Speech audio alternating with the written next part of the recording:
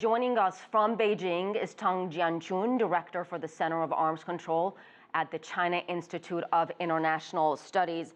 Welcome, Mr. Jianqun. Can you add anything more to the two people who were arrested in China in connection with that cyber hacking at a U.S. government agency? Of course, this is a very pragmatic approach by the two countries to give a candid communication in dealing with the challenge in cyberspace. Actually, I think the two sides both have attached great importance to the cooperation and dialogue. And if you look at the history, I think they started from 2012. The two countries' dialogue and communication in maintaining the security in cyberspace actually has been on a very good track for the cooperation.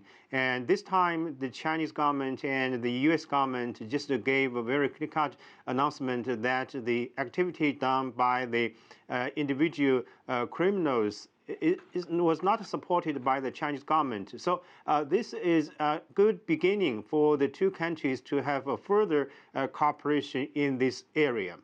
And what does China hope to achieve from these talks? I understand the next round is next year, sometime in the summertime.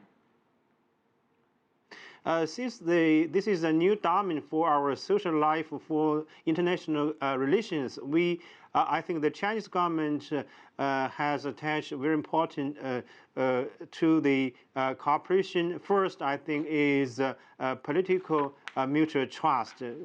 There are a lot of suspicions between the two countries.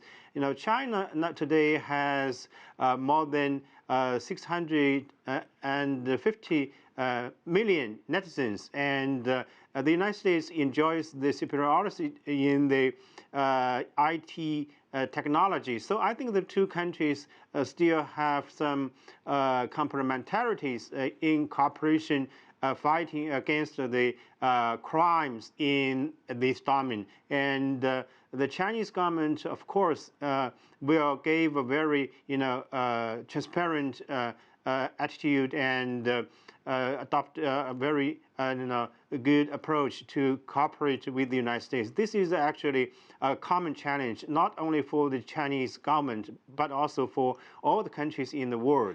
So what happens in June when the two sides meet again?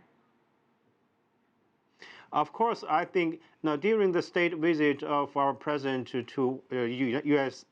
This September, the two leaders laid a good foundation. And this time, during the ministerial level dialogue, they just established guidelines for further discussion or dialogue on the fighting against criminal activities in cyberspace. I think next year, the next round of ministerial level dialogue will give more pragmatic,